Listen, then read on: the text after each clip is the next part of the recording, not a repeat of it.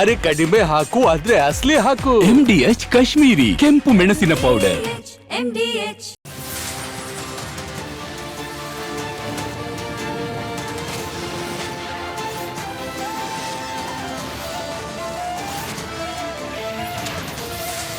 ನೀವು ನೋಡ್ತಾ ಇದ್ದೀರಾ ರಿಪಬ್ಲಿಕ್ ಕನ್ನಡ, ಇದು ನಿಮ್ಮ ಧ್ವನಿ.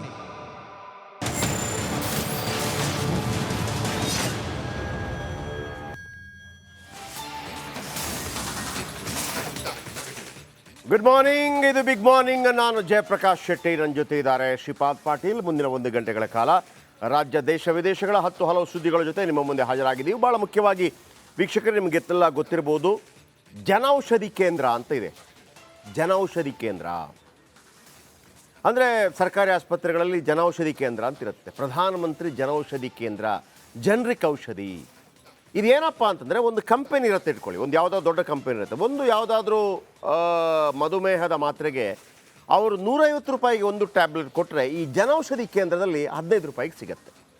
ಇದು 2008ರಲ್ಲಿ ಮನಮೋಹನ್ ಸಿಂಗ್ ಅವರ ಕಾಲಾವಧಿಯಲ್ಲಿ ಆರಂಭ ಆಗಿತ್ತು. ನಿಜ ಹೇಳಬೇಕು ಅಂತಂದರೆ ನರೇಂದ್ರ ಮೋದಿ ಅದನ್ನು ಏಕ್ದಮ್ ಪೀಕಿಗೆ ತಗೊಂಡೋದ್ರು. ಈಗ ರಾಜ್ಯ ಸರ್ಕಾರ ಈ ಸರ್ಕಾರಿ ಆಸ್ಪತ್ರೆಗಳಲ್ಲಿ ಜನೌಷಧಿ ಕೇಂದ್ರ ಬೇಡ, ಅಲ್ಲಿ ಆ ಔಷಧಿಗಳನ್ನು ಕೊಡೋದು ಬೇಡ ಅನ್ನುವಂಥ ನಿರ್ಬಂಧ ಹೇರೋದಕ್ಕೆ ಮುಂದಾಗಿದೆಯಂತೆ. ನೋಡಿ, ಆ ಔಷಧ 150 ರೂಪಾಯಿ ಅಥವಾ 1000 ರೂಪಾಯಿ ಔಷಧ ನಿಮಗೆ 75 ರೂಪಾಯಿಗೆ ಸಿಗ್ತಾ ಇತ್ತು ಸರ್ಕಾರಿ ಆಸ್ಪತ್ರೆಗಳಲ್ಲಿ. ಸರ್ಕಾರಿ ಆಸ್ಪತ್ರೆಗೆ ಹೋಗೋದು ಯಾರು? ಬಡವರು. ಅವರಿಗೆ 1000 ರೂಪಾಯಿ ಮಾತ್ರೆ 75 ರೂಪಾಯಿಗೆ ಸಿಗ್ತಾ ಇತ್ತು. ಕ್ಯಾನ್ಸರ್ ಮಾತ್ರೆ 600 ರೂಪಾಯಿ ಮಾತ್ರೆ 53 ರೂಪಾಯಿಗೆ ಸಿಗ್ತಾ ಇತ್ತು. ಬಡವರಿಗೆ ಒಳ್ಳೆದು ತಾನೆ. ಈಗ ಇದೇ ರಾಜ್ಯ ಸರ್ಕಾರ ಅದಕ್ಕೆ ನಿರ್ಬಂಧ ಹೇರ್ತಾ ಇದೆ. ಇಲ್ಲ, ಹೋಗಿ ನೀವು ಮೆಡಿಕಲ್ ಶಾಪಲ್ಲೇ ತಗೊಳ್ಳಿ ಅಂದರೆ ಇಲ್ಲೇನೋ ಒಂದು ಲಾಬಿ, ಸಣ್ಣ ಪುಟ್ಟ ಲಾಬಿ ಅಲ್ಲ, ಭಾಳ ದೊಡ್ಡ ಲಾಬಿ ನಡೀತಾ ಇದೆ. ಅದು ಕೂಡ ಈ ಸರ್ಕಾರಕ್ಕೆ ತಮ್ಮದೇ ನಾಯಕ ಮಾಡಿದಂಥದ್ದು ಅಂತ ಹೇಳ್ಕೊಳ್ಳೋದಕ್ಕೂ ಆಗ್ತಾ ಇಲ್ಲ. ಅದನ್ನು ನರೇಂದ್ರ ಮೋದಿ ಅವರು ಮಾಡಿದ್ದಾರೆ, ಅವ್ರಿಗೇನು ಪ್ರಚಾರ ಸಿಗತ್ತೆ ಅನ್ನೋ ರೀತಿಯಲ್ಲಿ ಅದನ್ನು ತಡೆ ಹಿಡಿಯುವಂಥ ಪ್ರಯತ್ನವನ್ನು ಮಾಡ್ತಾ ಇದ್ದಾರೆ. ಇದುವೇ ಇವತ್ತಿನ ಅತಿ ದೊಡ್ಡ ಸ್ಟೋರಿ. ಅದರ ಬಗ್ಗೆ ಹೇಳ್ತೀನಿ. ಅದಕ್ಕಿಂತ ಮೊದಲು ಈ ಕ್ಷಣದ ಹೆಡ್ಲೈನ್ಸ್. ಸರ್ಕಾರಿ ಆಸ್ಪತ್ರೆಗಳಲ್ಲಿ ಜನೌಷಧಿ ಕೇಂದ್ರಕ್ಕೆ ನಿರ್ಬಂಧ, ಮೋದಿ ಮೇಲೆ ಸಿಟ್ಟು, ಬಡವರ ಮೇಲೆ ಬರೇನ, ಮೆಡಿಕಲ್ ಸ್ಟೋರ್ ಲಾಬಿಗೆ ಮಣಿದು ಹೋಯ್ತಾ ಸರ್ಕಾರ. ರಾಮನಗರ ಇನ್ಮುಂದೆ ಬೆಂಗಳೂರು ದಕ್ಷಿಣ ಜಿಲ್ಲೆ. ಭುಗಿಲೆದ್ದ ಮರುನಾಮಕರಣ ಜಟಾಪಟಿ, ದಳಪತಿ ವಿರುದ್ಧ ಹಠ ಸಾಧಿಸಿ ಗೆದ್ದ ಉಪಮುಖ್ಯಮಂತ್ರಿ.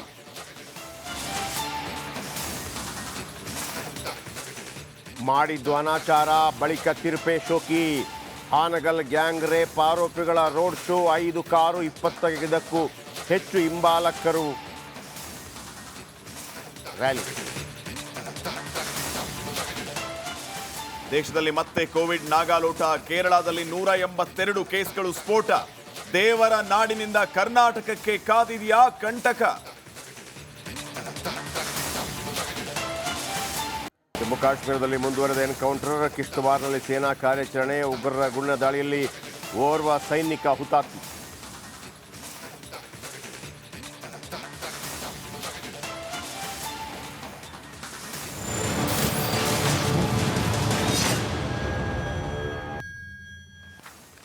ವೀಕ್ಷಕರೇ, ಒಂದು ಕ್ಯಾನ್ಸರ್ ಸಂಬಂಧಿ ಮಾತ್ರೆ, ಕ್ಯಾನ್ಸರ್ಗೆ ಯೂಸ್ ಆಗುವಂಥ ಮಾತ್ರೆ ಹೊರಗಡೆ ತಗೊಂಡ್ರೆ 636 ರೂಪಾಯಿ 50 ಪೈಸೆ. ಜನೌಷಧಿ ಕೇಂದ್ರದಲ್ಲಿ 137 ರೂಪಾಯಿ 50 ಪೈಸೆ. ಅಂದರೆ 137 ಎಲ್ಲಿ, 636 ಎಲ್ಲಿ, 600-700 ಪಟ್ಟು ಜಾಸ್ತಿ. 500 ರೂಪಾಯಿ ಜಾಸ್ತಿ. 500 ರೂಪಾಯಿ ಜಾಸ್ತಿ. 137 ರೂಪಾಯಿಗೆ ಬಡವರಿಗೆ ಸಿಕ್ಕಬೇಕಾದಂಥ ಔಷಧಕ್ಕೆ ತಡೆ ಒಡ್ತಾ ಇದೆ ರಾಜ್ಯ ಸರ್ಕಾರ. ಬೇಡ, ನೀವು ಅದನ್ನು ತಗೋಬೇಡಿ, ಅಲ್ಲಿಂದಲೇ ತಗೊಳ್ಳಿ, ಕಾಸು ಕೊಟ್ಟು ತಗೊಳ್ಳಿ ಅನ್ನುವಂಥ ರೀತಿಯಲ್ಲಿ. ನೀವು ಇದನ್ನು ಅರ್ಥ ಮಾಡ್ಕೋಬೇಕು. ಇದನ್ನು ನಾನು ಪಕ್ಷ ಮತ್ತೊಂದು ಮಗದೊಂದು ಹೇಳ್ತಾ ಇಲ್ಲ. ಇದನ್ನು ಅರ್ಥ ಮಾಡ್ಕೊಂಡು ನಿಜವಾಗ್ಲೂ ಇದು ಕಾಂಗ್ರೆಸ್ ಟೈಮಲ್ಲೇ ಬಂದಿರುವಂಥದ್ದು. 2008ರಲ್ಲಿ ಮೋದಿ ಅವರಿಗೆ ಜನಪ್ರಿಯತೆ ಬರ್ತಾ ಇದೆ ಅನ್ನುವಂಥ ಒಂದೇ ಒಂದು ಕಾರಣಕ್ಕಾಗಿ ಅದು ಬೇಡ ಅಂತ. ಅದು ಕೂಡ ಸರ್ಕಾರಿ ಆಸ್ಪತ್ರೆಗಳಲ್ಲಿ. ಮಾನ ಮರ್ಯಾದೆ ಇದೆಯೇನ್ರಿ ಇವರಿಗೆ? ಯಾವನಾದರೂ ರಾಜಕಾರಣಿ ಸರ್ಕಾರಿ ಆಸ್ಪತ್ರೆಗೆ ಹೋಗಿ ಚಿಕಿತ್ಸೆ ಪಡ್ಕೋತಾನ? ಯಾರು ಪಡ್ಕೋತಿರೋದು? ಬಡವರು. ಆ ಬೆಂಗಳೂರಲ್ಲಿ ಮಳೆ ಬಂದಾಗ, ನೆರೆ ಬಂದಾಗ ಒಂದು 10,000 ರೂಪಾಯಿ ಕೊಡೋದು ಬಿಟ್ಟರು 2,500 ರೂಪಾಯಿ ಕೊಟ್ಟರಲ್ಲ. ಆ ತಮನ್ನಾಗಿ 6 ಕೋಟಿ 20 ಲಕ್ಷ ಕೊಟ್ರಲ್ಲ, ಇಲ್ಲಿ ನಿಮಗೆ ಒಂದು 5,000 10,000 ಕೊಡೋಕ್ಕಾಗಿಲ್ಲ. ಇದಕ್ಕೆ ಭಾಳ ಆಶ್ಚರ್ಯ ಆಗ್ತಾ ಇದೆ ನನಗೆ. ಜನೌಷಧಿ ಕೇಂದ್ರವನ್ನು ಬ್ಯಾನ್ ಮಾಡ್ತಾ ಇದೆ ರಾಜ್ಯ ಸರ್ಕಾರ. ಬನ್ನಿ ಇದರ ಬಗ್ಗೆ ಹೆಚ್ಚಿನ ಮಾಹಿತಿ ಕೊಡೋದಕ್ಕೆ ದೀಪ್ತಿ ಇದ್ದಾರೆ ಬೆಂಗಳೂರಿನಿಂದ, ಮಾದೇಶ್ ಬೆಂಗಳೂರಿನಿಂದ ಇದ್ದಾರೆ, ಓಂ ಪ್ರಕಾಶ್ ಕಲಬುರಗಿಯಿಂದ ಇನ್ನೊಂದು ಸ್ಟೋರಿ ಬಗ್ಗೆ, ಭೀಮಾನಾಯಕ್ ಶಿವಮೊಗ್ಗದಿಂದ ಕೇಂದ್ರ ರಾಜ್ಯ ನಡುವೆ ಜನೌಷಧಿ ಜಟಾಪಟಿ ಭಾಳ ಮುಖ್ಯವಾಗಿ ಇದೊಂದು. ಆಮೇಲೆ ರಂಜಿತ್ ರಾಮನಗರ ಜಿಲ್ಲೆ ಇನ್ನು ಮುಂದೆ ಬೆಂಗಳೂರು ದಕ್ಷಿಣ.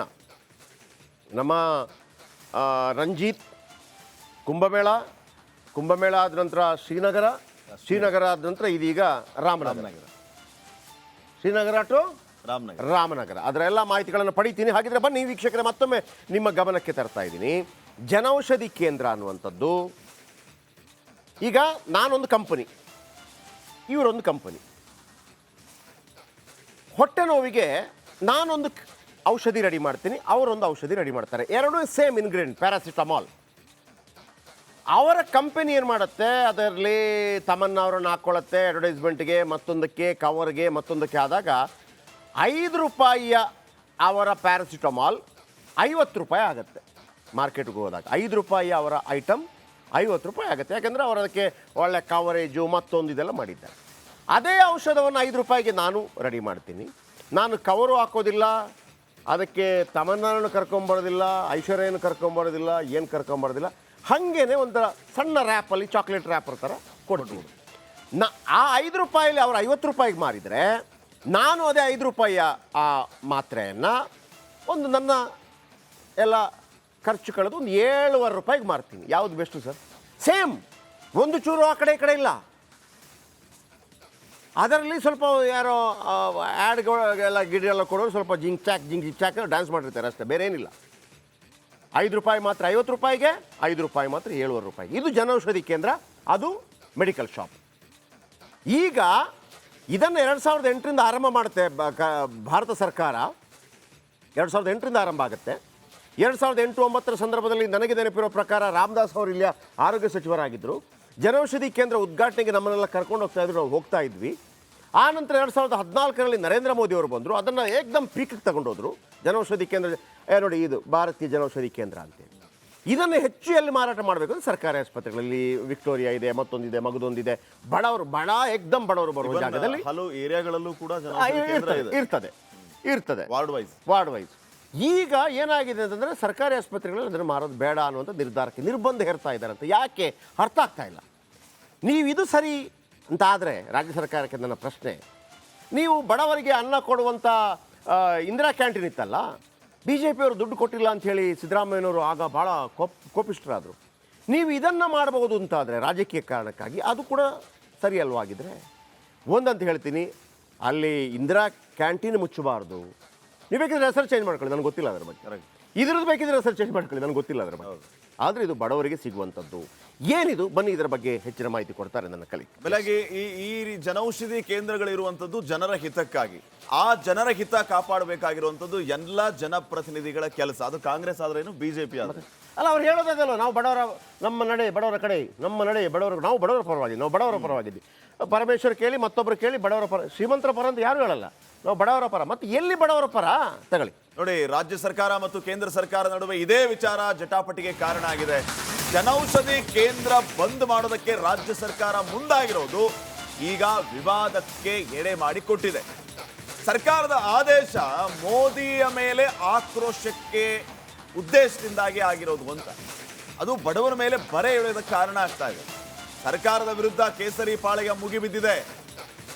ಖಾಸಗಿ ಮೆಡಿಕಲ್ ಸ್ಟೋರ್ ಲಾಬಿಗೆ ಸರ್ಕಾರ ಮಣಿದಿದೆ. ಇದೊಂದು ಮೆಡಿಕಲ್ ಮಾಫಿಯಾನ. ಹಾಗಿದ್ರೆ ಕಡಿಮೆ ದುಡ್ಡಿಗೆ ಬಡವರಿಗೆ ಅನುಕೂಲ ಆಗುವಂತ ಜನೌಷಧಿ ಕೇಂದ್ರಗಳನ್ನ ನೀವು ಬಂದ್ ಮಾಡ್ತಾ ಇರೋದಕ್ಕೆ ಒಂದು ಒಳ್ಳೆ ಕಾರಣ ಕೊಡಬೇಕು. ಆ ಒಳ್ಳೆ ಕಾರಣ ಕೊಟ್ಟಾಗ ಜನ ನಂಬಬೇಕು.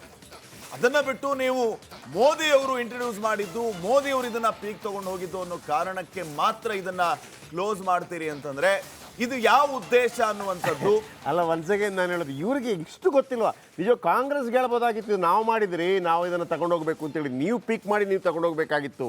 ಕೇವಲ ನರೇಂದ್ರ ಮೋದಿ ಅವ್ರದ್ದೊಂದು ಫೋಟೋ ಇದೆ ಅನ್ನೋ ಕಾರಣಕ್ಕಾಗಿ ಈಗಲೂ ನೀವು ಗೂಗಲ್ ಮಾಡಿ ನೋಡಿ. 2008ರಲ್ಲಿ ಮನಮೋಹನ್ ಸಿಂಗ್ ಕಾಲಾವಧಿಯಲ್ಲಿ ಇದಾಗಿದ್ದು. ನಿಮಗೆ ಅದನ್ನು ಎನ್ಕರೇಜ್ ಮಾಡಕ್ಕೆ ಬಂದಿಲ್ಲ, ನಿಮ್ಮ ಕರ್ಮ, ನಮ್ಗೆ ಏನು ಮಾಡೋಕ್ಕಾಗತ್ತೆ ಅದಕ್ಕೆ? ಅರೇ ಒಳ್ಳೆ ಕಥೆ ಆಯ್ತಲ್ಲ ಇದಕ್ಕೆ.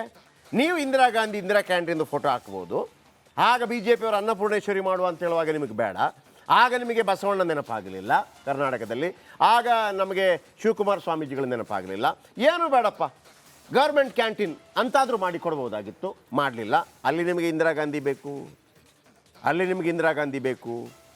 ಈ ರಾಜ್ ಕಪೂರ್ ಮಗ ರಿಷಿ ಕಪೂರ್ ಒಮ್ಮೆ ಅಂದರೆ ಟೀಕೆ ಮಾಡಿದರು. ಅಲ್ಲ, ಎಲ್ಲ ನಿಮ್ಮ ಜವಾಹರ್ಲಾಲ್ ನೆಹರು, ಮನ್ರೇಗಾ, ಹೌದು, ಜವಾಹರ್ಲಾಲ್ ನೆಹರು ಹೆಸರು, ಇಂದಿರಾ ಗಾಂಧಿ ಹೆಸರು, ರಾಜೀವ್ ಗಾಂಧಿ ಹೆಸರು, ಸಂಜಯ್ ಗಾಂಧಿ ಹೆಸರು, ಇದೇ ಇರ್ತೀರಲ್ಲ, ನಮ್ದು ಒಂದು ಇಡೀ ಅಂತಂದ ಅಂದರು ಅವರು. ರಿಷಿ ಕಪೂರ್ ತೀರ್ಕೊಂಡ್ಬಿಟ್ರು, ರಣವೀರ್ ಕಪೂರ್ ತಂದೆ ತೀರ್ಕೊಂಡ್ಬಿಟ್ರು. ಆಗ ಅವ್ರನ್ನ ಯಾರೋ ಪ್ರಶ್ನೆ ಮಾಡಿದರು, ಯಾವುದಕ್ಕೆ ಇಡಬೇಕು, ಅಟ್ಲೀಸ್ಟ್ ಟಾಯ್ಲೆಟ್ಗಾದರೂ ಇಡ್ರಿ ಅಂದರು ಅವರು. ನಮ್ಮ ಹೆಸರು ಈಗ ರಾಜ್ ಕಪೂರ್ ಹಂಗಾದ್ರೆ ಇಡಿ ಅಂತ.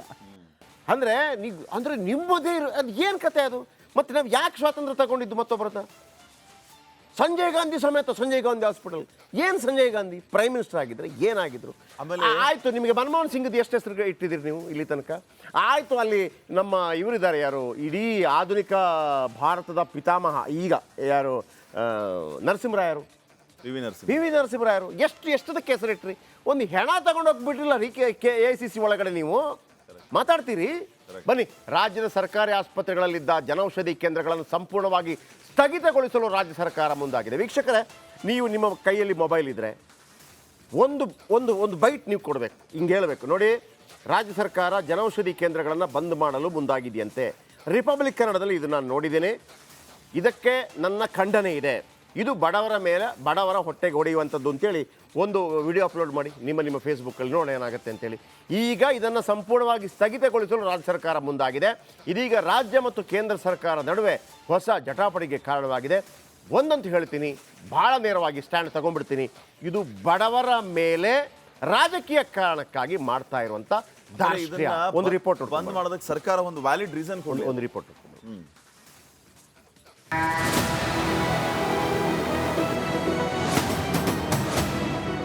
ರಾಜ್ಯ ಸರ್ಕಾರ ಮತ್ತು ಕೇಂದ್ರ ಸರ್ಕಾರದ ಮಧ್ಯೆ ಹಲವು ಯೋಜನೆಗಳ ವಿಚಾರದಲ್ಲಿ ಸಂಘರ್ಷ ತಾರಕಕ್ಕೇರಿದೆ. ಮೊದಲು ತೆರಿಗೆ ಹಣ ಪಾವತಿ, ನೀರಾವರಿ ಯೋಜನೆಗಳು, ರೈಲ್ವೆ ಯೋಜನೆಗಳು ಮತ್ತು ಆಯುಷ್ಮಾನ್ ಕಾರ್ಡ್ ವಿಚಾರವಾಗಿ ಸಿದ್ದರಾಮಯ್ಯ ಸರ್ಕಾರ, ಪ್ರಧಾನಿ ಮೋದಿ ಸರ್ಕಾರದ ಮಧ್ಯೆ ಸಂಘರ್ಷ ಶುರುವಾಗಿತ್ತು. ಇದೀಗ ಇನ್ನೊಂದು ಯೋಜನೆಯಲ್ಲಿ ಎರಡು ಸರ್ಕಾರಗಳ ಮಧ್ಯೆ ತಿಕ್ಕಾಟ ಸ್ಟಾರ್ಟ್ ಆಗಿದೆ. ಈ ಸಂಘರ್ಷದಿಂದ ಬಡವರ ಹೊಟ್ಟೆ ಒಡೆಯುವ ಕೆಲಸ ಶುರುವಾಗಿದೆಯಾ ಎಂಬ ಅನುಮಾನ ಕಾಡಿದೆ.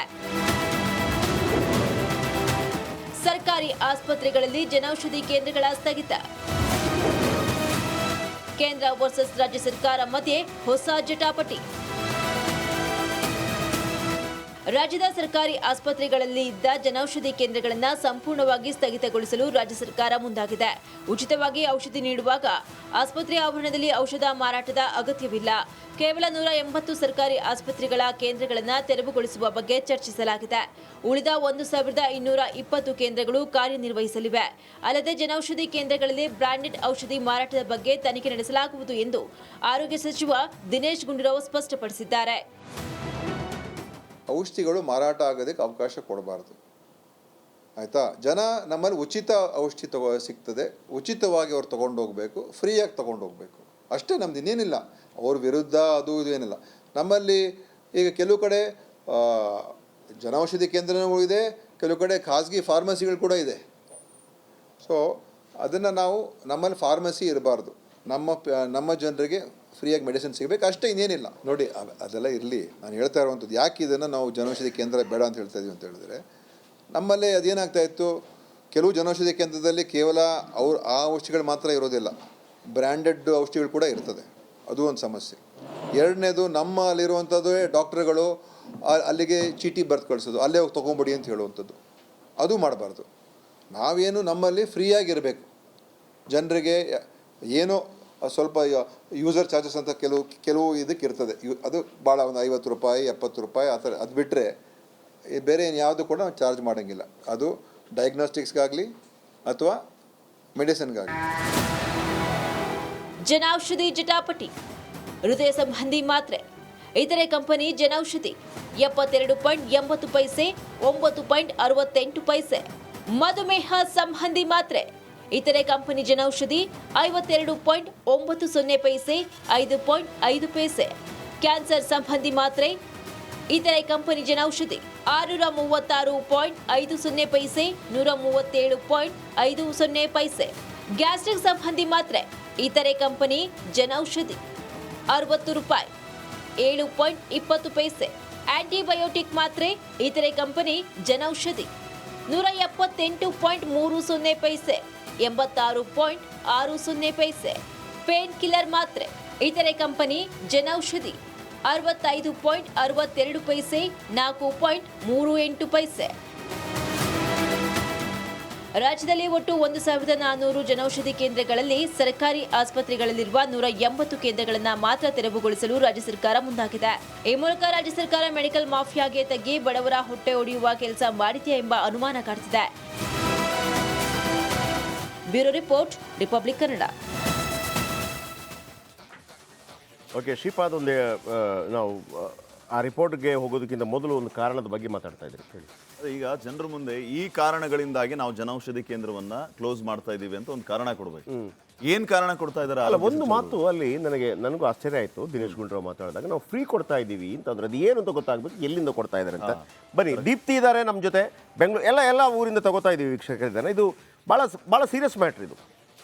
ಇದು ಭಾಳ ಸೀರಿಯಸ್ ಮ್ಯಾಟ್ರ್. ಜನೌಷಧಿ ಕೇಂದ್ರಕ್ಕಿಂತಲೂ ಅಗ್ಗವಾಗಿ ಸಿಗತ್ತಾ ಅಥವಾ ಫ್ರೀ ಸಿಗತ್ತಾ? ಫುಲ್ ಫ್ರೀನೇ. ಈಗ ನಿಮಗೆ ವಿಕ್ಟೋರಿಯಾ ಆಸ್ಪತ್ರೆಯಲ್ಲಿ ಏನಾಗುತ್ತೆ ಗೊತ್ತಾ ಪಾಟೀಲ್ರೆ, ಈಗ ಯಾರಾದರೂ ಒಬ್ರು ಹೋದ್ರೆ ಜನೌಷಧಿ ಅಲ್ಲಿ ಬರ್ಕೊಡ್ತಾರೆ ಡಾಕ್ಟ್ರು. ಜನೌಷಧಿ ಕೇಂದ್ರಕ್ಕೆ ಹೋದಾಗ ಅಲ್ಲಿ ಸಿಗೋದಿಲ್ಲ. ಅಲ್ಲಿ ಒಂದು 4 ಮಾತ್ರ ಇರ್ತದೆ. ಆಮೇಲೆ ನಾನು ಫಾರ್ಮಸಿಸ್ಟ್ ಆಗಿ ನಾನು ಮೆಡಿಕಲ್ ರೆಪ್ ಆಗಿ ಕೆಲಸ ಮಾಡಿದ್ದೀನಿ, ನನಗೆ ಗೊತ್ತಿದೆ ಹೆಂಗೆ ವರ್ಕ್ ಆಗುತ್ತೆ ಅಂತೇಳಿ. ನೀವು ಡಾಕ್ಟ್ರ್ ಬಳಿ ನಾವು ಹೋಗಿರ್ತೀವಲ್ವ, ಅವ್ರು ಅಲ್ಲಿರೋ ಔಷಧಿಗಳ ಎಲ್ಲಿದೆ ಅಂತ ಕೇಳ್ತಾರೆ. ಅವರು ಇದೆಲ್ಲಿ ಆ ಮೆಡಿಕಲ್ ಸಿಗುತ್ತೆ, ಇಲ್ಲಿ ಸಿಗುತ್ತೆ, ನಾವು ಹೇಳ್ತೀವಿ ಅಲ್ಲಿ ಮೆಡಿಕಲ್ ಸಿಗುತ್ತೆ ಅಂತ. ಅವ್ರು ಅದನ್ನೇ ಬರೀತಾರೆ ಪಾಪ, ಇಲ್ಲ ಅಂತಲ್ಲ. ನಾವು ಇಲ್ಲಿ ಜನೌಷಧಿ ಆಗಿರಲಿಲ್ಲ, ಜನೌಷಧಿ ಅಲ್ಲಿರೋದಿಲ್ಲ. ಅವನು ಅದನ್ನೇ ಆಮೇಲೆ ಈ ಪೇಷಂಟ್ಗಳಿಗೆ ಒಂದಿರ್ತದೆ, ಡಾಕ್ಟ್ರು RX ಅಂತ ಬರೆದ್ರೆ ಟೇಕ್ ದಿಸ್ ಅಂತಂದ್ರೆ RX ಅಂತ. ಡಾಕ್ಟ್ರು ಹೇಳಿದರೆ ಈಗ ಪ್ಯಾರಾಸಿಟಮಾಲ್, ಒಂದು ಡೈಕ್ಲೋಫೆನಾಕ್ ಸೋಡಿಯಂ ಅಥವಾ ಇದೆಲ್ಲ ಒಂದೇ ಅಲ್ವಾ, 1000 ಬಗೆ ಇರಲಿ, ಡಾಕ್ಟ್ರು ಬರ್ತದೇ ಬೇಕು ಅಂತ ಕೇಳ್ತಾರೆ. ಅದನ್ನು ಇವರು ಭಯಂಕರ ಮಿಸ್ಯೂಸ್ ಮಾಡ್ಕೋತಾರೆ. ಕೆಲವರು ಕಂಟೆಂಟ್ ಸೇಮ್ ಇದೆ, ಹೆಸರು ಮಾತ್ರ ಚೇಂಜ್. ಅದು ಮೆಡಿಕಲ್ ಅವ್ರು ಹೇಳಿದ್ರು ಕೇಳಲ್ಲ, ಕೆಲವರು ಡಾಕ್ಟ್ರು ಅದನ್ನೇ ಹೇಳಿದ್ದಾರೆ, ನೀವು ಇದನ್ನೇ ಕೊಡಬೇಕು ಅಂತ ಅವ್ರು ಹೇಳಿರ್ತಾರೆ ಡಾಕ್ಟ್ರು. ಇರಲಿ ಬಿಡಿ. ದೀಪ್ತಿ ಇದ್ದಾರೆ, ಮಾದೇಶ್, ಓಂ ಪ್ರಕಾಶ್, ಭೀಮಾ ನಾಯಕ್ ಶಿವಮೊಗ್ಗದಿಂದ ಟ್ರೈ ಮಾಡ್ತಾ ಇದ್ದೀವಿ. ಈಗ 3 ಜನ ಇದ್ದಾರೆ. ದೀಪ್ತಿ, ನಂಬರ್ 1, ಮೊದಲನೇದಾಗಿ ನನಗೆ ದಿನೇಶ್ ಗುಂಡೂರಾವ್ ಅವರ ಕಾರ್ಯವೈಖರಿ ಬಗ್ಗೆ ತೃಪ್ತಿ ಇದೆ. ಕಾರ್ಯವೈಖರಿ ಬಗ್ಗೆ ಅವರ ಏನು ಆ ಫ್ರೂಟ್ಸು ಗೀಡ್ಸ್ಗಳ ಬಗ್ಗೆ ನಮ್ಗೆ ಅನಿಸ್ತಾ ಇತ್ತು, ಏನ್ರಿ ಕಲ್ಲಂಗಡಿ ಹಣ್ಣಂತೆ, ಹಲಸಿನ ಹಣ್ಣಂತೆ, ಆಮೇಲೆ ಏನು ಬಾಂಬೈ ಮಿಠಾಯಿ ಅಂತೆ, ಎಲ್ಲದರಲ್ಲೂ ಕಲಬೆರಕೆ ಆಗ್ತಾ ಇದೆ, ಗೋಬಿ ಮಂಚೂರಿ ಮತ್ತೊಂದು ಅಂತೇಳಿ ತುಂಬ ಅದ್ಭುತವಾಗಿ ಮಾಡಿದರು. ಈಗ ನಮಗೆ ಕಲ್ಲಂಗಡಿ ತಿಂದಾಗ ಇದಾಗ, ಯಾಕಂದರೆ ಅದನ್ನೊಂದು ಪ್ರೂವ್ ಮಾಡಿಬಿಟ್ರು, ಕಲ್ಲಂಗಡಿಗೆ ರೆಡ್ ಹಾಕೋಕ್ಕಾಗಲ್ಲ ಅಂತ ಪ್ರೂವ್ ಆಗೋಗಿದೆ. ದೀಪ್ತಿ, ನನ್ನ ಮೇನ್ ಪ್ರಶ್ನೆ ಈಗ, ಓಕೆ, ಅವ್ರು ಹೇಳ್ತಾರೆ ನಾನು ಫ್ರೀ ಕೊಡ್ತಿದ್ದೀವಿ, ಏನೂ ಬದಲಾವಣೆ ಇಲ್ಲ, ಹಾಗಾಗಿ ಜನೌಷಧಿ ಕೇಂದ್ರ ಬೇಡ, ಫ್ರೀ ಕೊಡ್ತಾ ಇದ್ದೀವಿ ಇನ್ನು ಮುಂದೆ. ನನಗೆ ಗೊತ್ತಿರೋ ಪ್ರಕಾರ ಜನೌಷಧಿ ಕೇಂದ್ರದಲ್ಲೇ ಔಷಧ ಸಿಗ್ತಾ ಇರಲಿಲ್ಲ, ಫ್ರೀ ಬಿಟ್ಟಾಕಿ ಖಾಸಗಿಗೆ ಹೋಗ್ತಾಯಿದ್ರು.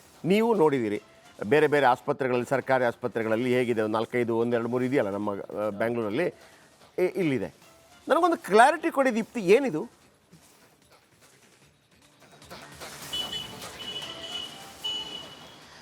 JP ಸರ್, ನಾವೇ 1 ತಿಂಗಳ ಹಿಂದೆ ಒಂದು ಸ್ಟೋರಿಯನ್ನ ಮಾಡಿದ್ವಿ. KC ಜನರಲ್ ಆಸ್ಪತ್ರೆ ಸೇರಿ, ವಿಕ್ಟೋರಿಯಾ ಆಸ್ಪತ್ರೆ ಸೇರಿ ಬೇರೆ ಬೇರೆ ಆಸ್ಪತ್ರೆಗಳಿಗೆ ಹೋಗಿ ಮೆಡಿಕಲ್ ಶಾಪ್ ಅಂದರೆ ಅವರು ಕೊಡುವಂತಹ ಮೆಡಿಸಿನ್ಸ್ ಸ್ಟಾಕ್ ಇದೆಯಾ ಅಂತ ಹೇಳಿ ಅರ್ಧಕ್ಕರ್ಧ ಮೆಡಿಸಿನ್ಸೇ ಇಲ್ಲ.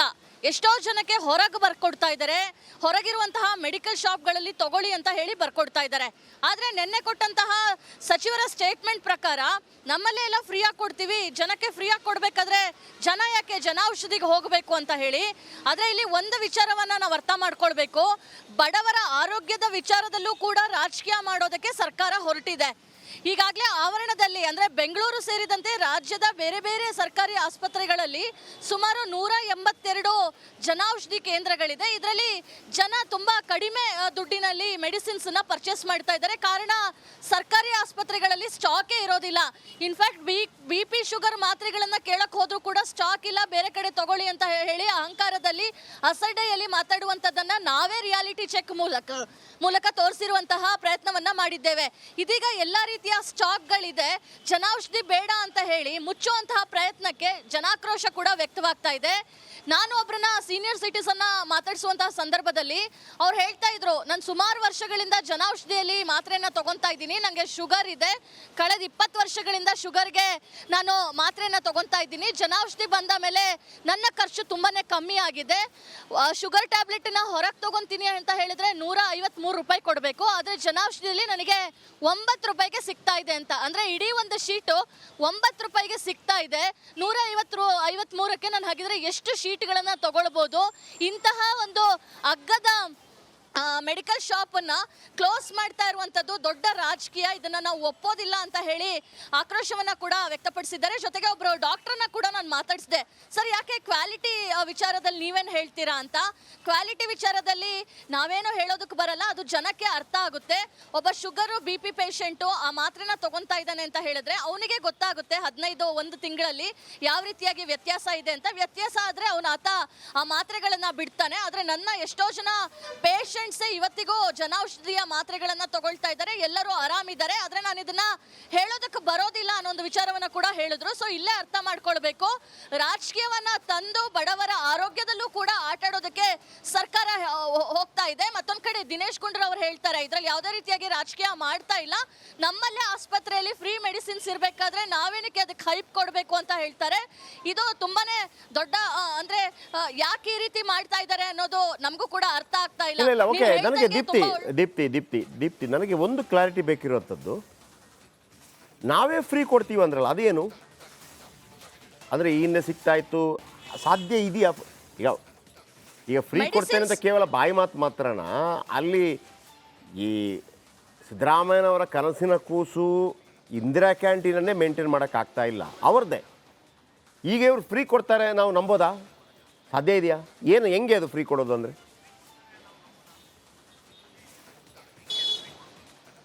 ಫ್ರೀ ಕೊಡೋದು ಅಂತ ಹೇಳಿದ್ರೆ ಸರ್ಕಾರಿ ಆಸ್ಪತ್ರೆ ಒಳಗಿರುವಂತಹ ಔಷಧಾಲಯದಲ್ಲಿ ಕೊಡುವಂತಹ ಔಷಧಿಗಳು. ಆದರೆ ನಾನೇ ಹೇಳಿರೋ ಪ್ರಕಾರ 1 ತಿಂಗಳ ಹಿಂದೆ ರಿಯಾಲಿಟಿ ಚೆಕ್ ಮಾಡಿದಾಗ ಅರ್ಧಕ್ಕರ್ಧ ಮೆಡಿಸಿನ್ ಇರಲಿಲ್ಲ. ಹಾಗಾಗಿ ನಮಗೆ ಈಗ ಮತ್ತೆ ಫಾಲೋ ಅಪ್ ಮಾಡೋ ಟೈಮ್ ಬಂದಿದೆ, ಮತ್ತೆ ಫಾಲೋ ಅಪ್ ಮಾಡ್ತೀನಿ. ಈಗಲಾದರೂ ಇಷ್ಟೆಲ್ಲ ಕಾನ್ಫಿಡೆನ್ಸ್ ಅಲ್ಲಿ ಹೇಳ್ತಾ ಇದ್ದಾರೆ ನಾವೇ ಫ್ರೀಯಾಗಿ ಕೊಡ್ತೀವಿ, ಎಲ್ಲಾ ಮೆಡಿಸಿನ್ ಸ್ಟಾಕ್ ಇದೆ ಅಂತ. ದೀಪ್ತಿ ಈಗ ಬ್ರೇಕ್ನ ಟೈಮು ಸಾಧ್ಯವಾದರೆ ದಿನೇಶ್ ಗುಂಡೂರಾವ್ ಅವರು ಸಿಕ್ಕಿದಾಗ ನೀವೇನು ಹೇಳಿದ್ರಿ, ಏನು ರಿಯಾಲಿಟಿ ಚೆಕ್ ಮಾಡ್ತೀವಿ ಅಂತೇಳಿ, ನೀವು ದಿನೇಶ್ ಗುಂಡೂರಾವ್ ಅವ್ರಿಗೆ ಕೇಳಿ, ಸರ್ ಒಂದು ದಿವಸ ನಮ್ಮ ಜೊತೆ ಕ್ಯಾಮರಾದಲ್ಲಿ ಗೊತ್ತಿಲ್ಲದೆ ಬನ್ನಿ, ಅದೇ ಆಸ್ಪತ್ರೆಗೆ ಹೋಗೋಣ, ಒಂದು 4 ಮೆಡಿಸಿನ್ ಅಲ್ಲೇ ಸಿರುವಂಥ ಮೆಡಿಸಿನ್ ಸಿಗತ್ತಾ ಸಿಗೋದಿಲ್ವೋ ನಿಮ್ಮ ಮುಂದೆ ನೋಡೋಣ ಸರ್. ನೀವೇ ಕೇಳಿ ಅಲ್ಲಿ, ಈ ಮೆಡಿಸಿನ್ ಇದೆಯೇನಪ್ಪ. ಈಗ ನಾವು ಹೋಗ್ಬಿಟ್ಟು ನಾವು ಕೇಳೋದ್ರ ಬದಲಾಗಿ ಅವರೇ ಒಂದು ಅಚಾನಕ್ ಭೇಟಿ ಕೊಡಲಿ, ಅವ್ರಿಗೆ ಹೇಳೋಣ. ನಾವು ಬೇಕಿದ್ರೆ ನಾವು ಎಲ್ಲ ಕ್ಯಾಮರಾ ತಗೊಳ್ಳೋಣ, ಇದು ಜನಪರವಾಗಿರುವಂಥದ್ದು.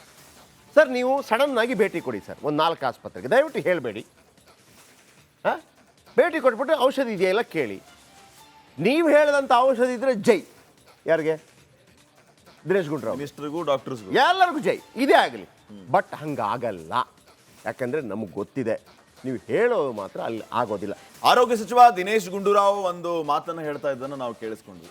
ಅವ್ರು ಹೇಳ್ತಾ ಇರೋದೇನಂತಂದ್ರೆ, ನಮ್ಮ ಸರ್ಕಾರಿ ಆಸ್ಪತ್ರೆಯ ಆವರಣದಲ್ಲಿ ಉಚಿತವಾಗಿ ಸಿಗುವಂತ ಸಂದರ್ಭದಲ್ಲಿ ಔಷಧಿ ಮಾರಾಟ ಕೇಂದ್ರ ಯಾಕೆ? ಅಲ್ಲ, 2 ಪಾಯಿಂಟ್. ಒಂದು ಜನೌಷಧಿ ಕೇಂದ್ರ ಇದೆ, ಅದು ಕಡಿಮೆಗೆ ಸಿಗುತ್ತೆ. ಒಂದು ಖಾಸಗಿ ಇದೆ, ಅದು ಜಾಸ್ತಿಗೆ. ಆ ಜನೌಷಧಿ ಒಂದು ನಿಮಿಷ, ನೀವು ಅದನ್ನು ಮುಂದುವರಿಸಿ. ಆಮೇಲೆ ವೀಕ್ಷಕರೇ, ಜನೌಷಧಿ ಕೇಂದ್ರ ಕಡಿಮೆಗೆ ಸಿಗುತ್ತೆ, ಖಾಸಗಿ ಸ್ವಲ್ಪ ಕಾಸ್ಟ್ಲಿ, ತುಂಬ ಕಾಸ್ಟ್ಲಿ ಇದೆ.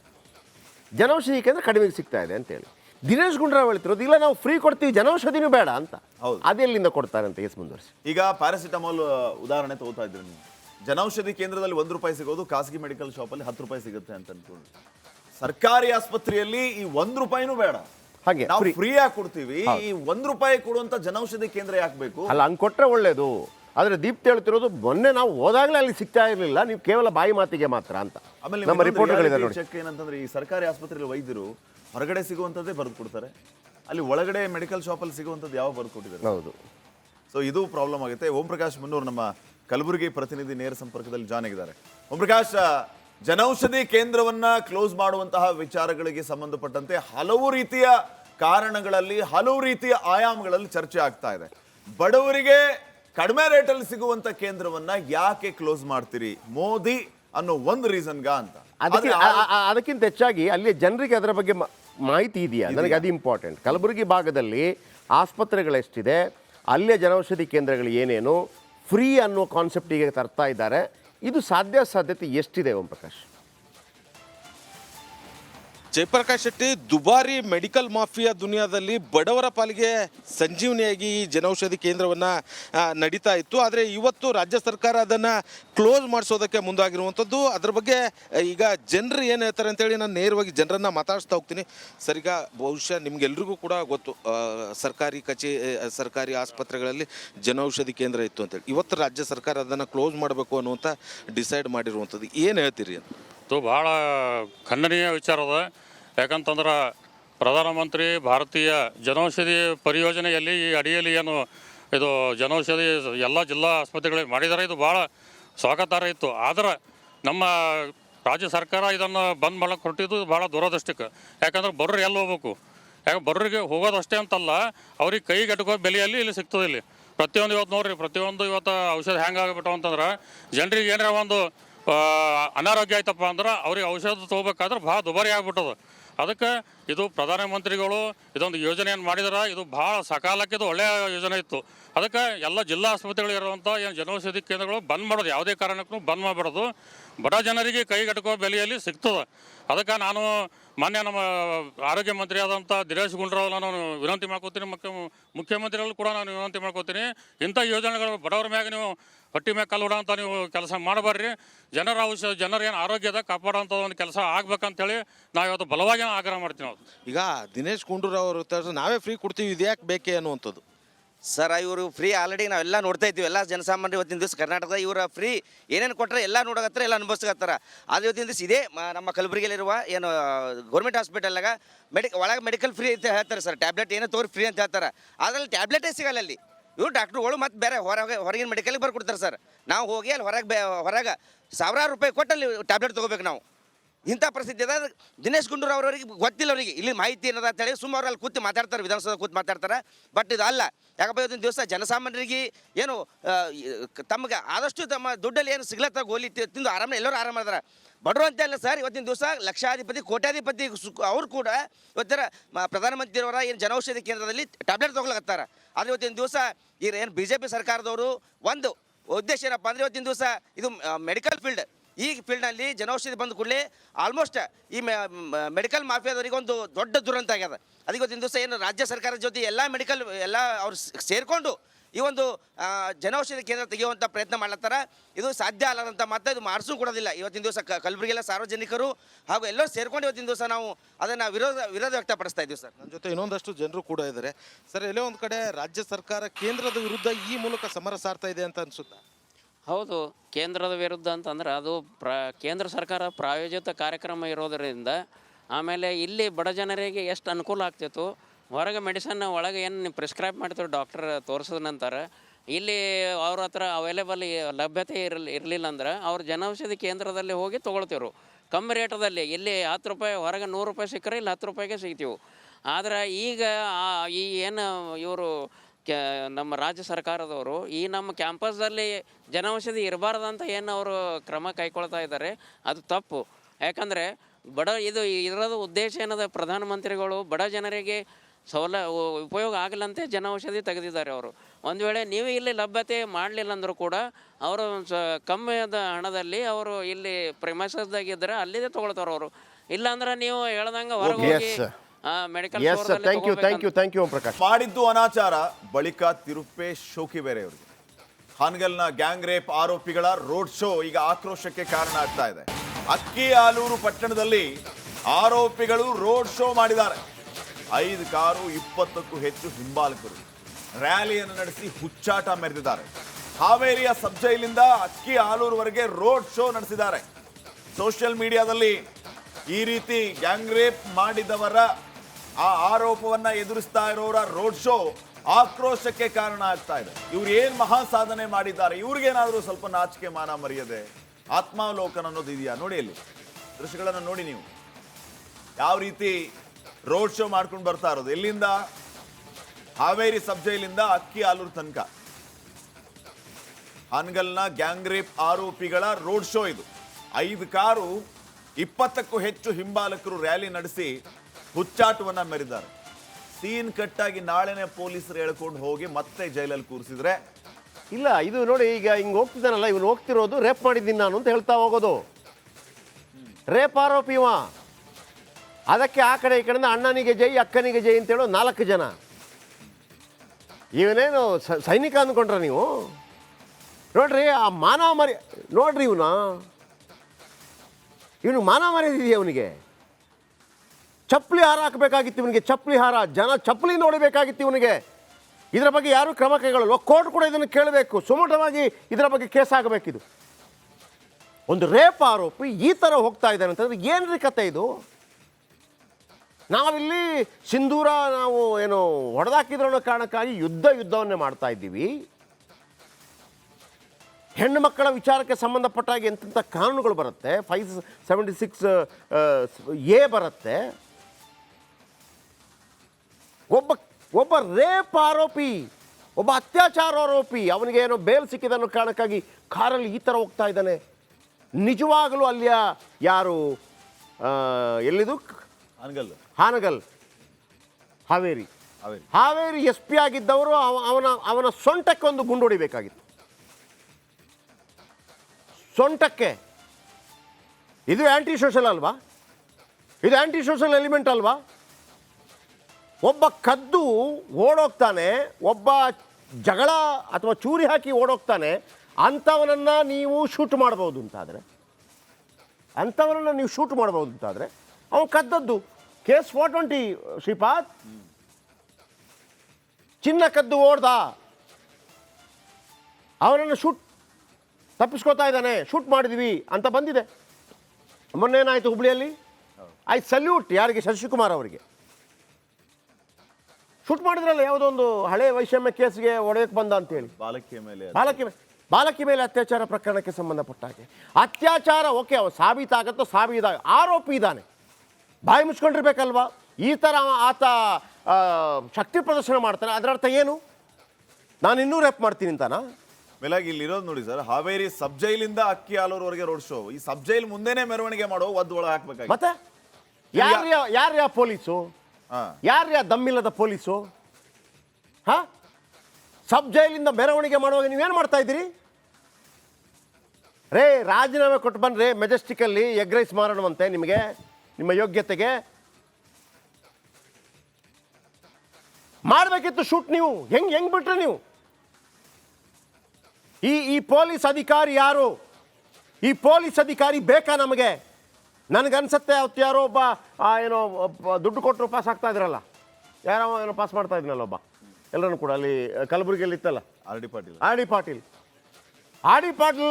ಪಾಟೀಲ್ ಅಂಡ್ ಕಂಪನಿಯಿಂದ ಪಾಸ್ ಆಗಿರೋ ಪೊಲೀಸ್ ಅಧಿಕಾರಿ ಆಗಿರ್ಬೇಕು ನೀವು. ನಿಜವಾಗ್ಲೂ I don't know who are you.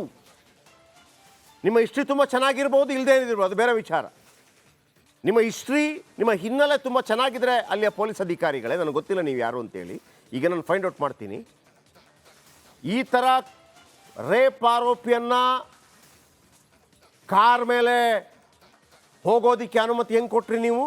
5 car 20 bike, ಚೋರುಗುರು ಚಂಡಾಳ ಶಿಷ್ಯರು. ಹೆಂಗೆ ಕೊಟ್ರಿ ನೀವು? ಇವನಿಗೂ ಉಮೇಶ್ ರೆಡ್ಡಿಗೆ ಏನು ವ್ಯತ್ಯಾಸ? ನೀವು ಪೊಲೀಸ್ ಆಫೀಸರ್ ಯಾರಿದ್ದೀರಿ ಅಲ್ಲಿ ಹಾನಗಲ್ಗೆ ಸಂಬಂಧಪಟ್ಟವರು, ಈತನ ವಿರುದ್ಧ ಈ ಕ್ಷಣಕ್ಕೆ ಕ್ರಮ ಕೈಗೊಳ್ಳದೇ ಇದ್ದರೆ ನಿಮಗೆ ಉಮೇಶ್ ರೆಡ್ಡಿ ಫೋಟೋವನ್ನು ಪಾರ್ಸೆಲ್ ಮಾಡ್ತೀವಿ, ಮನೇಲಿ ಇಟ್ಕೊಂಡು ಪೂಜೆ ಮಾಡಿ. ಅಲ್ಲ, ಇದನ್ನೇ ಅವರು ವಿಷಯವಾಗಿ ಇಟ್ಕೊಂಡು ಮತ್ತೆ ಮಾಡಬೇಕು. ನೀವು ಮಾಡ್ಬೇಕು ಸರ್, ನನಗೆ ಗೊತ್ತಿಲ್ಲ ನೀವು ಯಾರು ಅಂತೇಳಿ. ಅಲ್ಲ, ಇದು ಸಮಾಜಕ್ಕೆ ಏನು ಸಂದೇಶ ಹೋಗುತ್ತೆ? Aunty social element.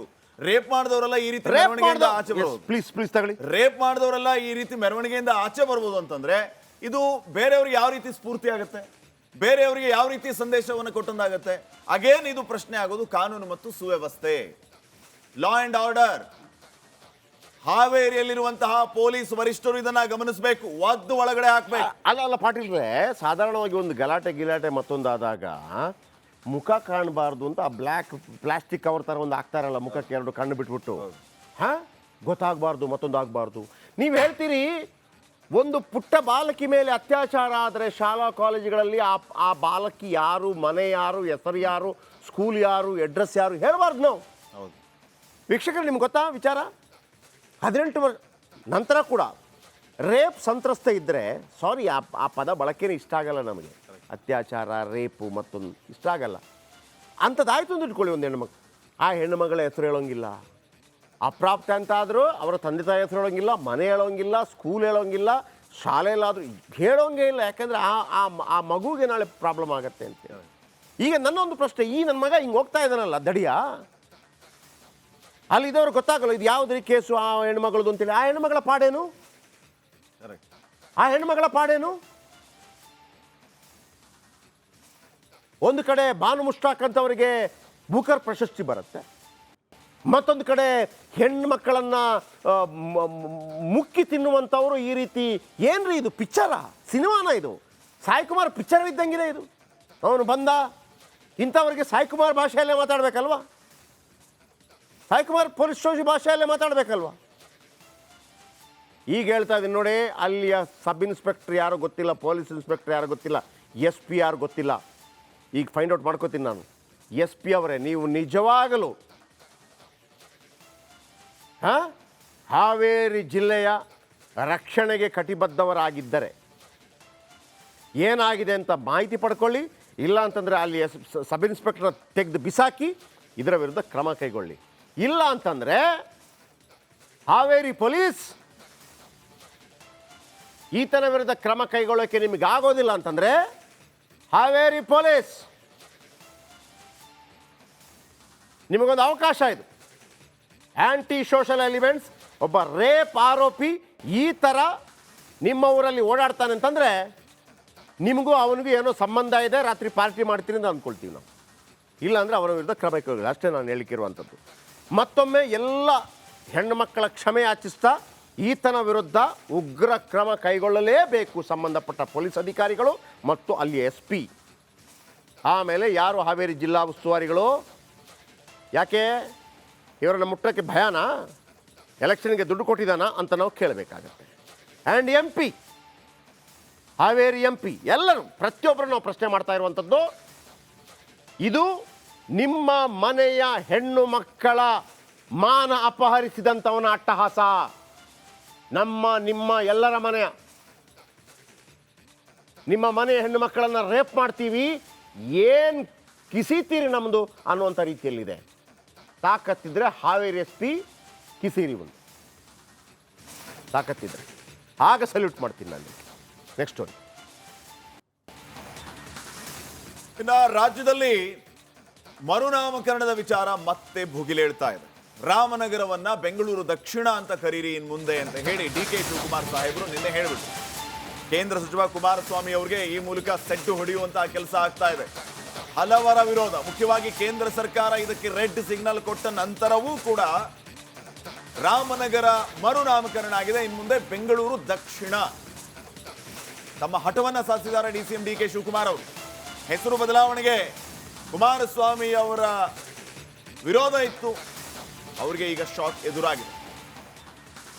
ಬರೋಬ್ಬರಿ 18 ವರ್ಷಗಳ ನಂತರ 2007ರಲ್ಲಿ ಈ ರಾಮನಗರ ಬೆಂಗಳೂರು ಗ್ರಾಮಾಂತರದಿಂದ ಆಚೆ ಹೋಗಿತ್ತು. 2014ರಲ್ಲಿ DK ಶಿವಕುಮಾರ್ ಅವರು ಜಲಸಂಪನ್ಮೂಲ ಸಚಿವರಾಗಿದ್ದಾಗ ಒಂದು ಮಾತನ್ನ ಹೇಳ್ತಾರೆ, ಮೊದಲು ರಾಮನಗರ ಎಲ್ಲಿತ್ತೋ ಅಲ್ಲಿಗೆ ಹೋಗಬೇಕು, ಅದನ್ನ ಮಾಡಿಯೇ ತೀರ್ತೀವಿ ಅಂತ. ಉಪಮುಖ್ಯಮಂತ್ರಿ ಆದ ಮೇಲಂತೂ ಹೋದಲ್ಲಿ ಬಂದಲ್ಲಿ ರಾಮನಗರ ಬೆಂಗಳೂರಿಗೆ ಸೇರಿದ್ದು, ಬೆಂಗಳೂರಿಗೆ ಬಂದೇ ಬರುತ್ತೆ, ಬೆಂಗಳೂರಲ್ಲಿ ಸೇರುತ್ತೆ ಅನ್ನುವಂಥ ಮಾತನ್ನ ಹೇಳ್ತಾ ಇದ್ರು. ಕುಮಾರಸ್ವಾಮಿ ಅವರು ಇದಕ್ಕೆ ಆಕ್ಷೇಪವನ್ನು ವ್ಯಕ್ತಪಡಿಸ್ತಾ ಇದ್ರು. ಮೇಲಾಗಿ ಕೇಂದ್ರ ಸರ್ಕಾರ ಇದಕ್ಕೆ NOC ಅನ್ನು ಕೊಡಬೇಕು, ನಿರಾಪೇಕ್ಷಣ ಪತ್ರವನ್ನು ಕೊಡಬೇಕು. ಆದರೆ ಎರಡು ವಾದ ಇದೆ ಇಲ್ಲಿ. ಕೇಂದ್ರ ಸರ್ಕಾರದ ಅನುಮತಿ ಬೇಕು ಅಂತ ಒಂದು ವಾದ, ಆದರೆ ಅನುಮತಿ ಬೇಕಾಗೇ ಇಲ್ಲ ಅನ್ನುವಂಥದ್ದು ಮತ್ತೊಂದು. ಅಲ್ಲ, ಆಲ್ರೆಡಿ ಈಗ ಈ ಹಿಂದೆ ಕೂಡ ಅದರ ಬದಲಾವಣೆ ಮಾಡ್ಲಿಕ್ಕೆ ಹೋದಾಗ ಕುಮಾರಸ್ವಾಮಿ ಅವರು ಅವಕಾಶ ಕೊಡಲಿಲ್ಲ ಅಂತಿತ್ತು. ಈಗ ನಿನ್ನೆ ಕ್ಯಾಬಿನೆಟಲ್ಲಿ ಅಂಗೀಕಾರ ಆಗೋಗಿದೆ. ಕೇಂದ್ರ ಅನುಮತಿ ಕೊಡುತ್ತಾ ಅಂತ DK ಶಿವಕುಮಾರ್ ಹತ್ರ ಕೇಳಾಯ್ತು. ಯಾವ ಕೇಂದ್ರ ಇಲ್ಲ ಇದಕ್ಕೆ, ಅವ್ರಿಗೆ ಆ ಪವರೇ ಇಲ್ಲ ಅಂತ ಹೇಳಿದ್ದಾರೆ. ರಿಪೋರ್ಟ್ ಇದೆ ಇದರ ಬಗ್ಗೆ. ನಮ್ಮ ಕೊಲಿಗ ರಂಜಿತ್ ನೇರ ಸಂಪರ್ಕದಲ್ಲಿದ್ದಾರೆ ಈ ವಿಚಾರವಾಗಿ, ಅವ್ರನ್ನ ಮಾತಾಡ್ಸೋಣ. ರಂಜಿತ್, ರಾಮನಗರ ಇನ್ ಮುಂದೆ ಬೆಂಗಳೂರು ದಕ್ಷಿಣ, DK ಶಿವಕುಮಾರ್ ಅವರು ಹೇಳ್ತಾರೆ ಇನ್ ಮುಂದೆ ನನ್ನನ್ನ ಬೆಂಗಳೂರು ದಕ್ಷಿಣದವನು ಅಂತ ಕರೀರಿ ಅಂತ ಹೇಳಿ. ಸೊ ಇದಕ್ಕೆ ರಾಮನಗರದವರು ಏನು ಹೇಳ್ತಾರೆ, ಬಹಳ ಮುಖ್ಯವಾದಂತಹ ವಿಚಾರ. Over to you Ranjit.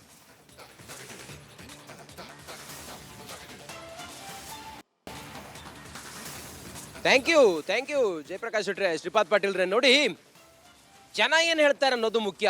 ಎಲ್ಲೋ ಕೂತ್ಕೊಂಡು ಯಾವುದೋ ಜಿಲ್ಲೆನ ಯಾವುದೋ ಹೆಸರಿಗೆ ಬದಲು ಮಾಡ್ತೀನಿ ಅಂತ ಹೇಳಿದ್ರೆ ಆ ಊರಿನ ಜನ ಒಪ್ಕೋತಾರ ಬಿಡ್ತಾರ? ಆ ಊರಿನ ಜನ ಎಷ್ಟು ಕಂಫರ್ಟೇಬಲ್ ಆಗಿದ್ದಾರೆ, ಆ ಊರಿನ ಜನರ ವಿಚಾರ ಏನು ಅನ್ನೋದನ್ನ ಕೇಳಬೇಕಲ್ಲ ನೀವು. ಅದು ಮುಖ್ಯವಾದ ವಿಚಾರ. ನಾನು ಮಾತಾಡೋದಕ್ಕಿಂತ ಮುಂಚೆ ನೀವೆಲ್ಲ ಹೇಳಿದ್ದೀರಿ 18 ವರ್ಷ ಆದ ನಂತರ DK ಶಿವಕುಮಾರ್ ಅವರು ಹಠಕ್ಕೆ ಬಿದ್ದು ಈಗ ಮತ್ತೆ ರಾಮನಗರ ಹೆಸರನ್ನ ಬೆಂಗಳೂರು ದಕ್ಷಿಣ ಮಾಡೋದಕ್ಕೆ ಹೊರಟಿದ್ದಾರೆ. ಅದರ ಹಿಂದಿನ ರಾಜಕೀಯ ಮತ್ತೊಂದು ಮಗದೊಂದು ಏನೇ ಇರಲಿ, ರಾಮನಗರದ ಜನರ ಅಭಿಪ್ರಾಯ ಏನು ಅಂತೇಳಿ ನಾನು ಕೇಳ್ತೀನಿ. ನನ್ನ ಜೊತೆ ಒಂದಿಷ್ಟು ಜನ ಇದ್ದಾರೆ. ಹೇಳ್ರಿ ಸರ, ಏನಂತೀರಿ? ಈಗ ರಾಮನಗರ ಜಿಲ್ಲೆ ಬೆಂಗಳೂರು ದಕ್ಷಿಣ ಆಗತ್ತೆ ಅನ್ನೋದಾದ್ರೆ ನಿಮ್ಮ ಅಭಿಪ್ರಾಯ ಏನು? ಬೆಂಗಳೂರು ದಕ್ಷಿಣ ಜಿಲ್ಲೆ ಅನ್ನೋದಕ್ಕೆ ತುಂಬ ಖುಷಿ ಪಡೋ ವಿಚಾರ. ಅಂತಾರಾಷ್ಟ್ರೀಯ ಮಟ್ಟದಲ್ಲಿ ರಾಮನಗರ ಜಿಲ್ಲೆನ ಗುರುತಿಸ್ತಾರೆ ಬೆಂಗಳೂರು ದಕ್ಷಿಣ ಜಿಲ್ಲೆ ಅಂತ. ಹೊರ ರಾಷ್ಟ್ರದಿಂದ ಬಂದು ಇಲ್ಲಿ ಇನ್ವೆಸ್ಟ್ಮೆಂಟ್ ಮಾಡ್ತಾರೆ, ಉದ್ಯೋಗ ಸೃಷ್ಟಿ ಆಯ್ತದೆ, ಇಂಡಸ್ಟ್ರಿಗಳು ಸೃಷ್ಟಿ ಆಯ್ತದೆ, ಅದು ಖುಷಿ ಪಡಬೇಕು. ಹಿಂದೆ ಬೆಂಗಳೂರಲ್ಲಿ ಕೆಂಪೇಗೌಡರು ಕಟ್ಟಿದ ನಾಡದು, ಅದನ್ನು ತೆಗೆದು ರಾಮನಗರ ಜಿಲ್ಲೆ ಅಂತ ಹಿಂದೆ ಇದ್ದಂಥ ಜನಪ್ರತಿನಿಧಿಗಳು ಮಾಡಿದರು. ಈಗ ದೊಡ್ಡಲಹಳ್ಳಿ ಕೆಂಪೇಗೌಡರು ಮಕ್ಕಳು ಇದನ್ನ ಬೆಂಗಳೂರು ದಕ್ಷಿಣ ಜಿಲ್ಲೆ ಅಂತ ಮಾಡಿರೋದು ಸ್ವಾಗತಾರ್ಥ ಅಂತ ನಾವು ಹೇಳ್ತೀವಿ. ಹೌದು. ನೀವೇನು ಹೇಳ್ತೀರಿ ಸರ್? ಸರ್ ನೋಡಿ, ಈ ರಾಮನಗರಕ್ಕೆ ಸಂಬಂಧಪಟ್ಟಂತೆ ಬಿಡದಿಯಲ್ಲಿ ಇಂಡಸ್ಟ್ರಿ ಏರಿಯಾ ಇದೆ, ಇನ್ಫ್ರಾಸ್ಟ್ರಕ್ಚರ್ಸೇ ಇಲ್ಲ ರೀ. ನಮ್ಮ ಜಿಲ್ಲೆಯವರು ಉಪಮುಖ್ಯಮಂತ್ರಿಗಳಾಗಿರೋದು.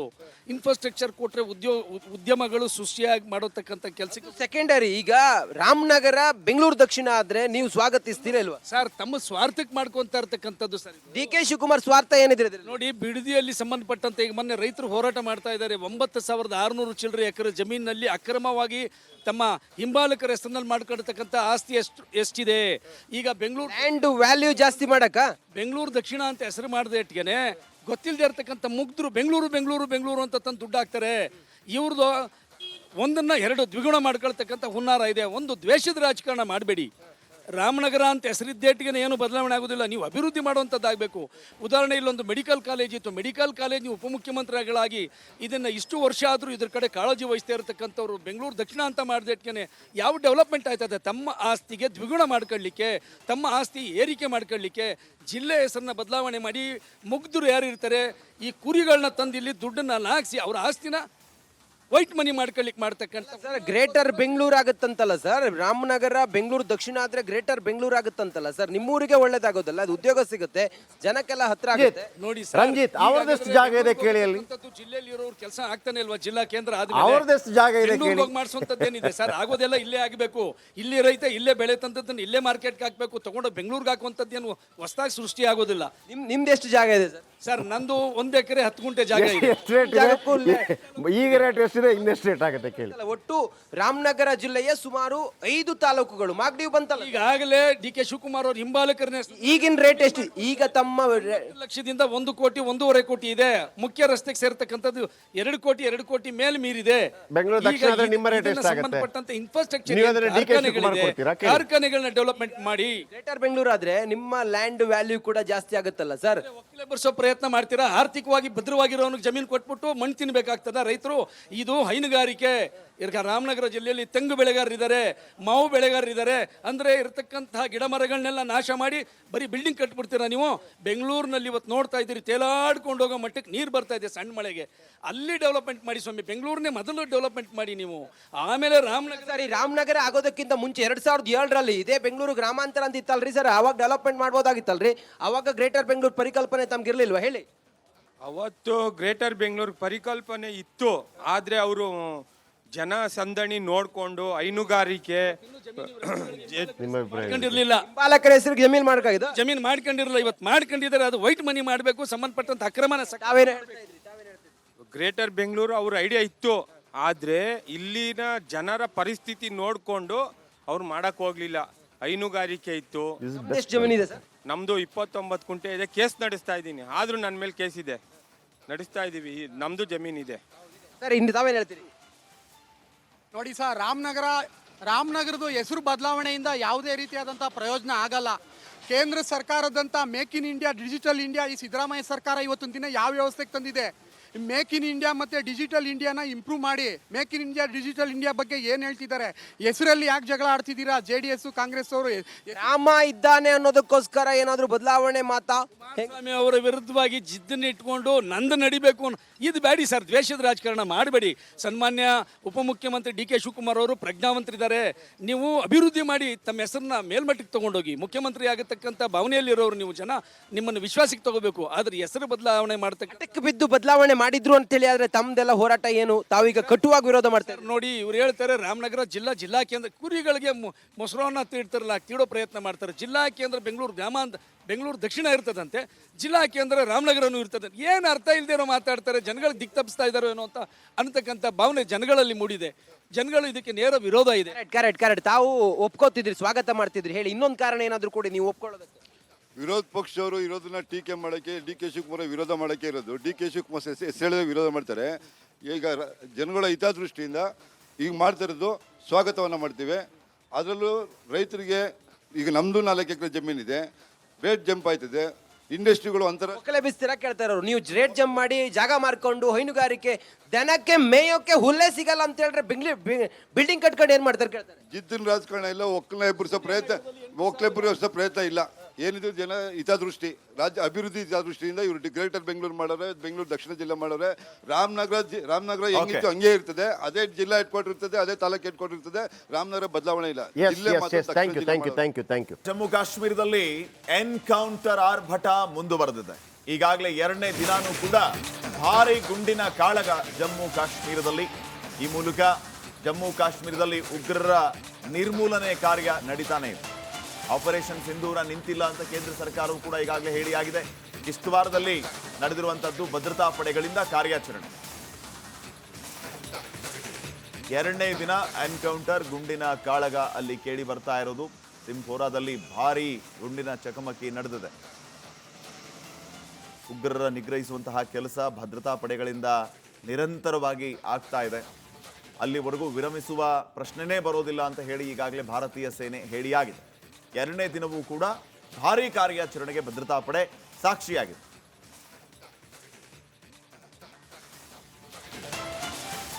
ಓಕೆ, ಇವಿಷ್ಟು ಈ ದಿನದ ಬಿಗ್ ಮಾರ್ನಿಂಗ್. ನಾಳೆ ಮತ್ತೆ ಸಿಗೋಣ. ನಮಸ್ಕಾರ. ಮುಂದಿನ ಭಾಗದಲ್ಲಿ ನಿರೀಕ್ಷೆ.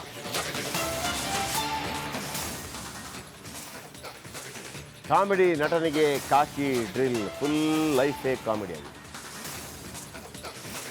ಚಹಾದ ಸ್ವೀಟ್ ಟೇಸ್ಟ್ MDHD+ ನಿಂದಲೇ ಬರುತ್ತೆ. ಗಂಟು ಕಟ್ಟಿಕೋ ಲವಂಗ, ಹಸಿರು ಏಲಕ್ಕಿಯಿಂದ ತುಂಬಿದ MDHD+ ಮಸಾಲೆ. MDH